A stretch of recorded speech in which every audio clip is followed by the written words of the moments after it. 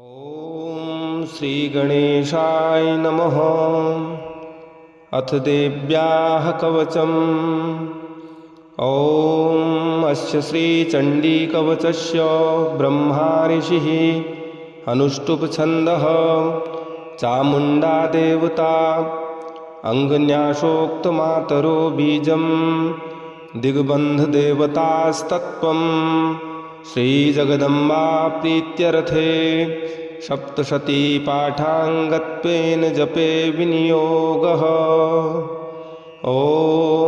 नमः चण्डिकायै।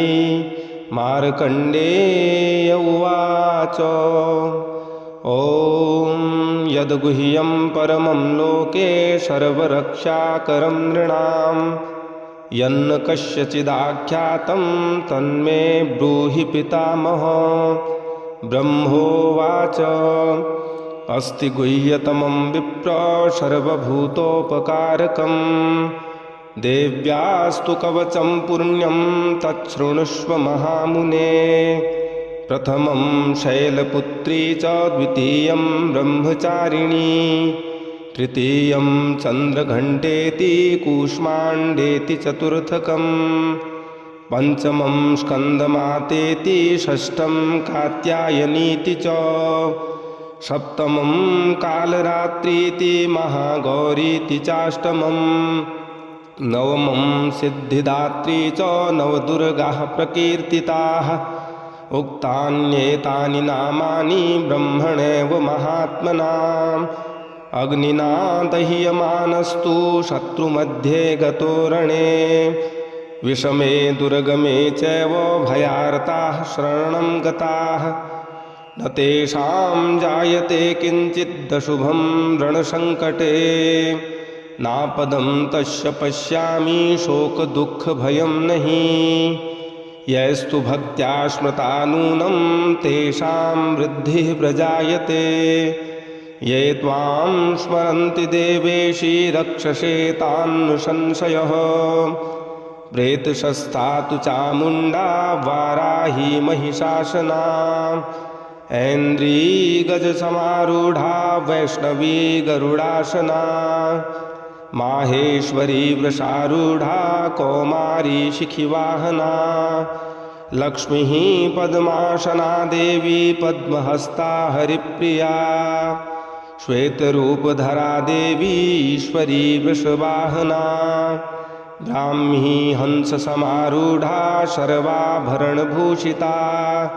इत्येता मातरः सर्वाः सर्वयोगसमन्विताः नानाभरणशोभाढ्या नानारत्नोपशोभिताः दृश्यन्ते रथमारूढा देव्यः क्रोधसमाकुलाः शङ्खं चक्रं गदां शक्तिं हलं च मुशलायुधं खेटकं तोमरं चैव परशुं पाशमेव च कुन्तायुधं त्रिशूलं च शार्ङ्गमायुधमुत्तमं दैत्यानां देहनाशाय भक्तानां भयाय च धारयन्त्यायुधानीत्थं देवानां च हिताय वै नमस्तेस्तु महारौद्रे महाघोरपराक्रमे महाबले महोत्साहे महाभयविनाशिनी त्राहि मां देवि दुष्प्रेक्षे शत्रूणां भयवर्धिनी प्राच्यां रक्षतु मामेन्द्री आग्नेयामग्निदेवता दक्षिणेवतु वाराही नैऋत्यां खड्गधारिणी प्रतीच्यां वारुणी रक्षेद्वायव्यां मृगवाहिनी उदीच्यां पातु कौमारी ऐशान्यां शूलधारिणी ऊर्ध्वं ब्रह्माणि मे रक्षेदधस्ताद्वैष्णवी तथा एवं दश दिशो रक्षेच्चामुण्डा शववाहना जया मे चाग्रतः पातु विजया पातु पृष्ठतः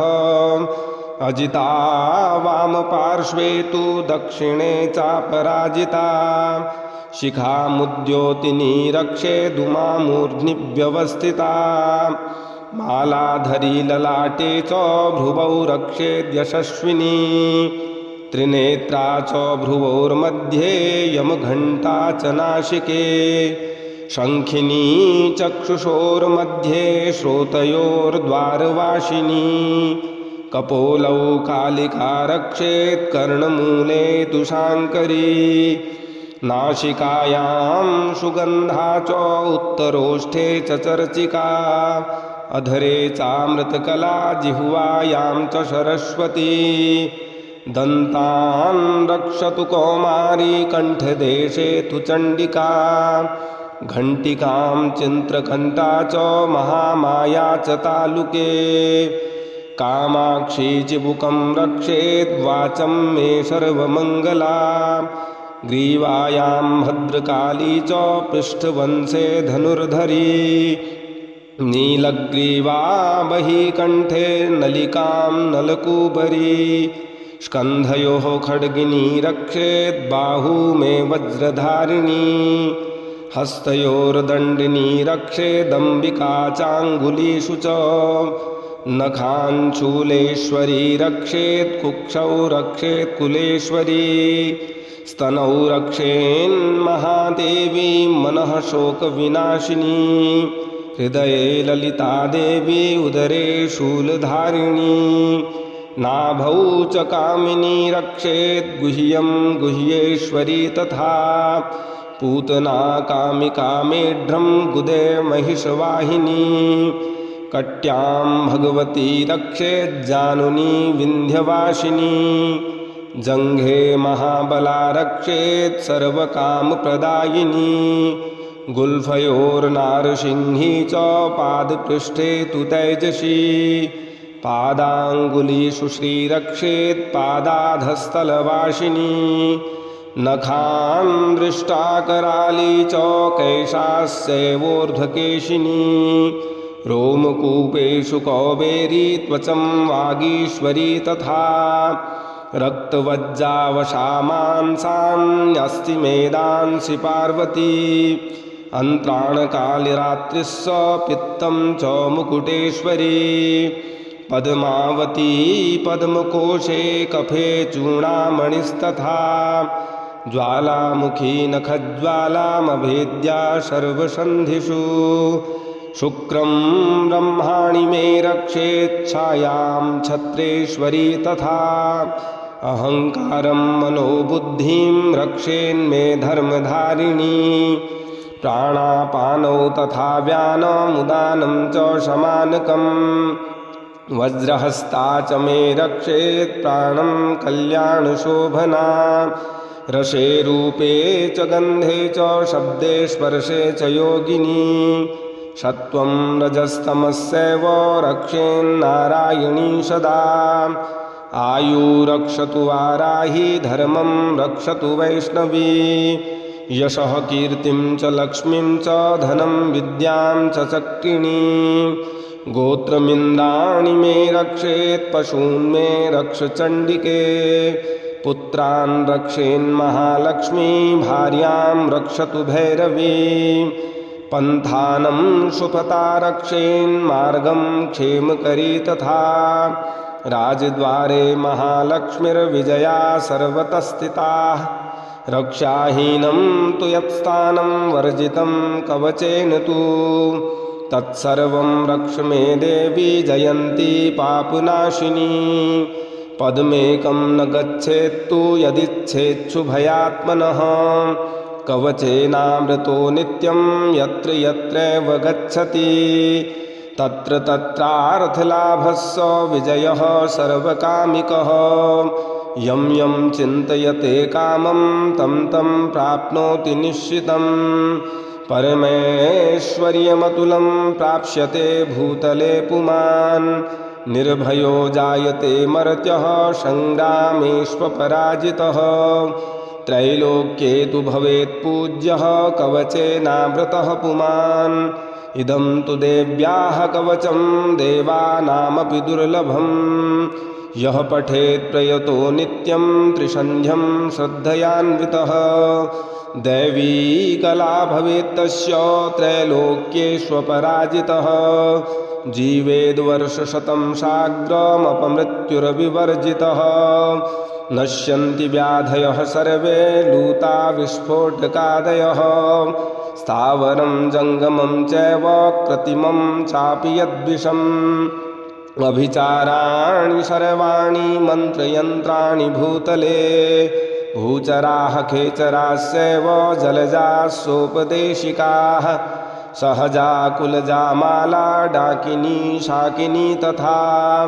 अन्तरिक्षचरा घोरा डाकिन्यश्च महाबलाः ग्रहभूतपिशाचास्सो यक्षगन्धर्वराक्षसाः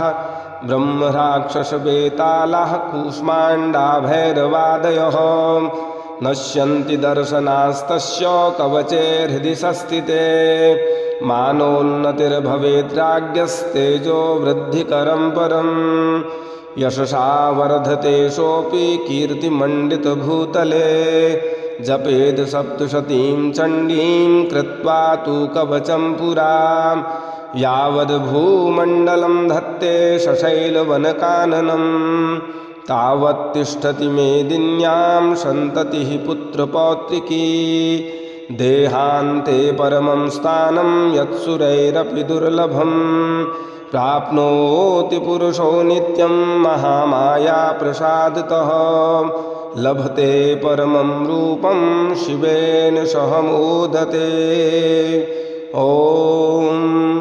जय जय श्रीदेव्याः कवचं सम्पूर्णम्। ॐ श्रीगणेशाय नमः। अथार्गलास्तोत्रम्। ॐ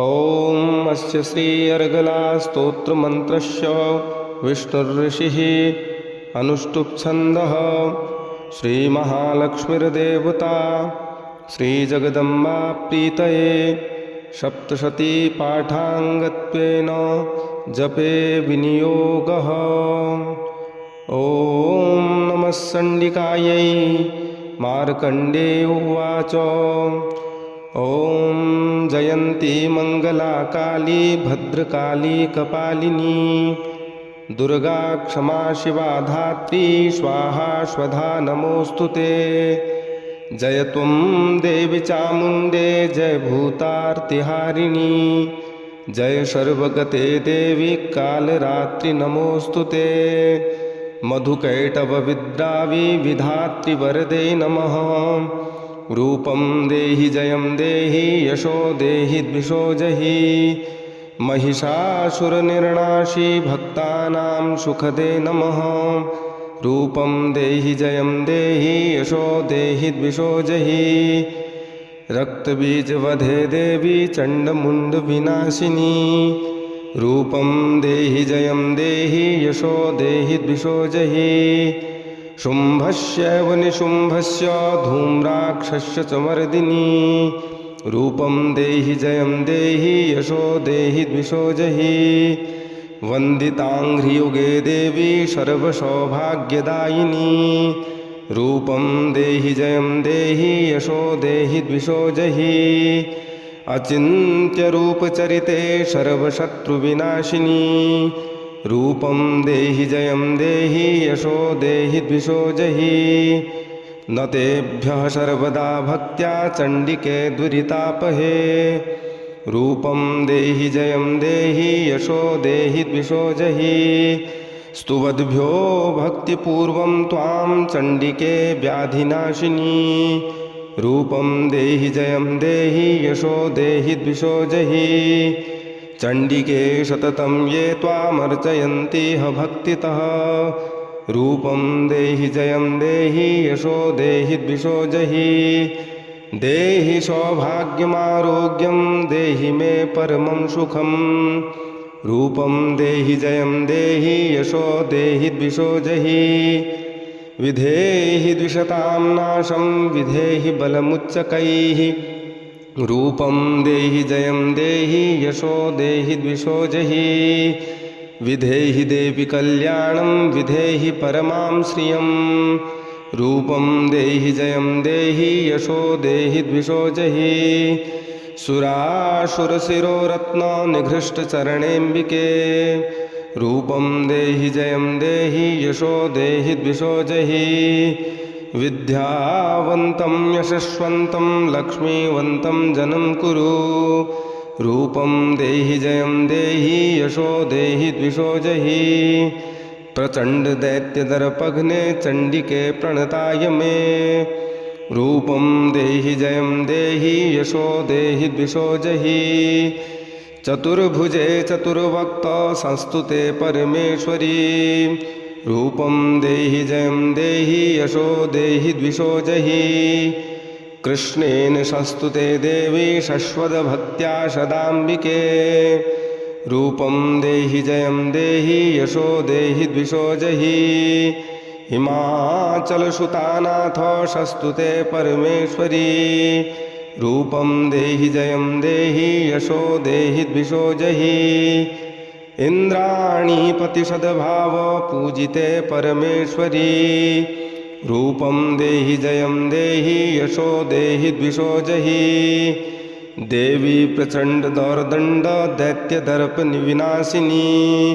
रूपं देहि जयं देहि यशो देहि द्विषो जहि देवी भक्तजनोद्दाम दत्तानन्दोदयेऽम्बिके रूपं देहि जयं देहि यशो देहि द्विषो जहि पत्नीं मनोरमां देहि मनोवृत्तानुसारिणीं तारिणीं दुर्गसंसारसागरस्य कुलोद्भवाम् इदं स्तोत्रं पठित्वा तु महास्तोत्रं पठेन्नरः शतुसप्तशती संख्या वरमाप्नोति संपदाम् ॐ जय जय श्री अर्गला स्तोत्रं सम्पूर्णम्।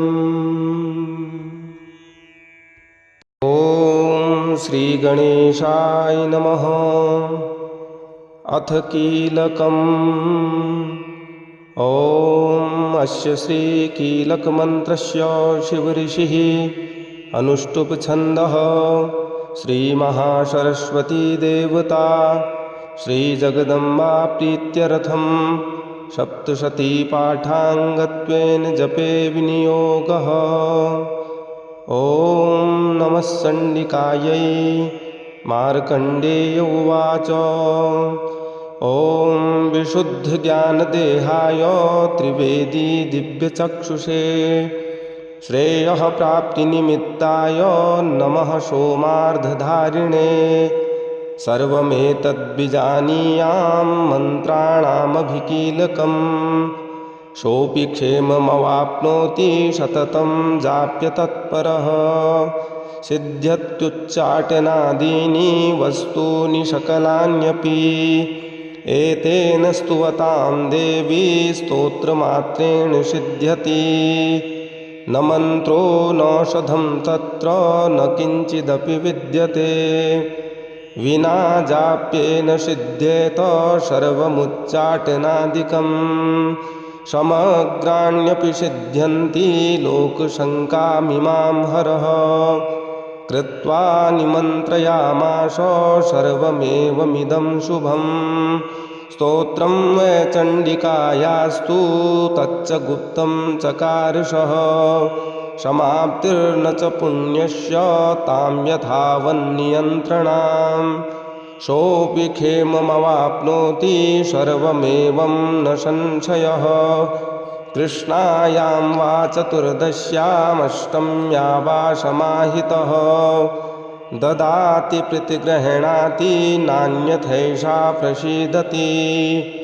इत्थं रूपेण कीलेन